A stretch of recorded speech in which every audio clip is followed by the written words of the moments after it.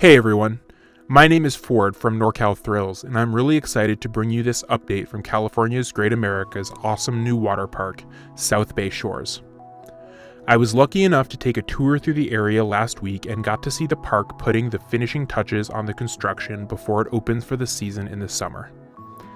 If you watch no further than this, I hope this is the main takeaway. South Bay Shores is a major improvement on Boomerang Bay and has a surprising amount of detail and care put into it compared to what I expected. The new slides are great additions and should be a lot of fun this summer. Let's walk around the park counterclockwise and check out everything you should expect this summer at South Bay Shores. Our first stop will be the park's wave pool, Breakers Bay. Breakers Bay is getting refreshed with new graphics and paint. Check out the weathering on the front facade. It's a good example of the detail I'm talking about. It also gets a new food and drink stand, Sandbar. Sandbar will serve a variety of alcoholic drinks, including specialty cocktails and punches, plenty of great non-alcoholic drinks, and other bar food like sliders. In addition, you'll see brand new premium cabanas by the wave pool that have more space, TVs, and waiter service for Sandbar. Next up is Rushin River, the refreshed version of the Castaway Creek lazy river. There aren't a ton of details about what this will look like, but it's probably safe to say it won't have this old Australian theming when it opens. Tide Pool has the first new slides we come across in South Bay Shores. The park took the old Boomerang Lagoon wading pool and added 8 new slides for kids to work their way through, arranged roughly in increasing size from right to left. It also has maybe the coolest looking slide I've ever seen. Doesn't this look awesome? In front of Tide Pool will be some shade and lounge chairs for parents to watch their kids have fun in the water. The Reef Racer slides are next up. These slides are carryovers from Boomerang Bay, but they got new paint and a new name. Also worth noting here is that the nearby Crocodile Canteen snack stand is being renamed to Shark Bites. One of the most exciting pieces of the South Bay Shores conversion is the addition of Pier 76 Cafe. Taking its name from the plethora of famous piers in the Bay Area, this stand will serve a mix of standard theme park food like chicken fingers, but also more fitting food like fried shrimp and fish tacos. As you can see, the cafe is laid out in a cafeteria style. You get your food at the glass and then take it to the cashiers who will check you out. Check out these murals on the side of the restaurant. I think they're really cool. They seem like a reference to the old Yankee Clipper log flume that used to run at Great America. Worth mentioning here is the fact that there will be a set of gates in South Bay Shores that close access to the slides in the water park off-season, but allow access to Pier 76, so you'll be able to eat at the cafe even when the main water park is closed. The changing rooms outside of Pier 76 Cafe are being moved elsewhere to make room for some extra seating for the cafe. We'll take a quick stop next at the entrance plaza. Although this sign isn't up yet, the entrance portal looks pretty good so far. I really like the shade of blue they're using for the frame. Next to the entrance, the Outback Shack restaurant will be transformed into the more fitting South Bay Burritos. I look forward to trying it when the park opens. Next up is the Otter Trotter splash pad. This area also gets a refresh and new paint. It might have the cutest graphics in the parks with these otters. Next to Otter Trotter, the former Matilda's Beachwear stand has become Guppy Gear, and Seaside Supplies, which technically lies in Great America, but I'm counting it here, has become Surfside Supplies.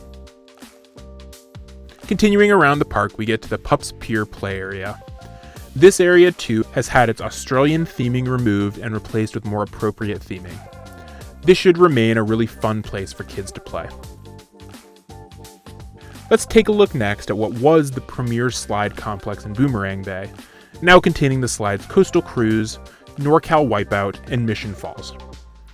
Of course, you can expect new paint and new graphics here, but there's a little something extra that I want to call out. So the former Stealth Station is still at use in South Bay Shores, and now it contains a set of really cool travel-style posters for all the slides in South Bay Shores. If Great America sold them, I think I'd buy all of them. The Stealth Station also had a small locker area added to the bottom. I think it's really cool that such an interesting part of Great America history lives on and is still used today. The most under-the-radar addition to South Bay Shores is the addition of the Grassy Gardens picnic spot. Next to the Pacific Surge Tower is a grassy area where guests will be able to bring towels and relax or eat their lunches at. In these videos, the grass hasn't been planted yet, but rest assured it will be when the park opens. In a water park that used to be almost completely concrete, a green space to cool down and relax will be a fantastic addition. And now let's get to the main addition that came along with the conversion to South Bay Shores, the Pacific Surge Slide Complex. It consists of 6 slides in total.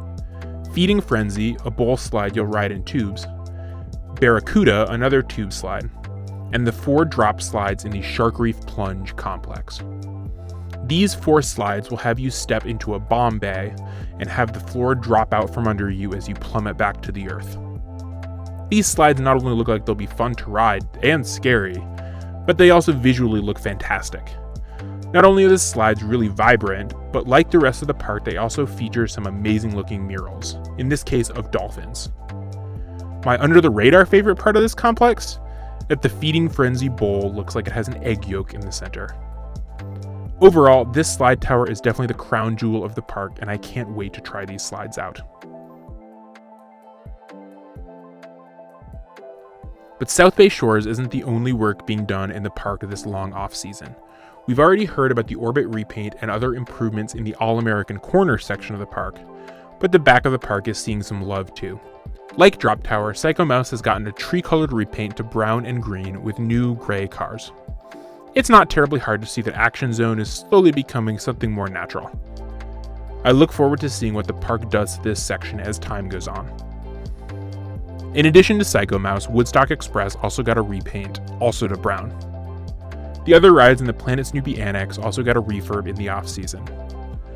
Good to see the park making use of the extra time they were given last year to make a great-looking park even better. So there you have it, an update from the brand new South Bay Shores Water Park at California's Great America. This is really an extremely impressive overhaul with an impressive level of detail and care for a regional theme park. If you want to see all the little details that I didn't mention here, as well as 100+ pictures, check out the written version of this update I linked below. Expect an opening day for South Bay Shores to be announced soon, and you better bet that I'll be there to cover it. See you all in a couple days for my next update from the parks.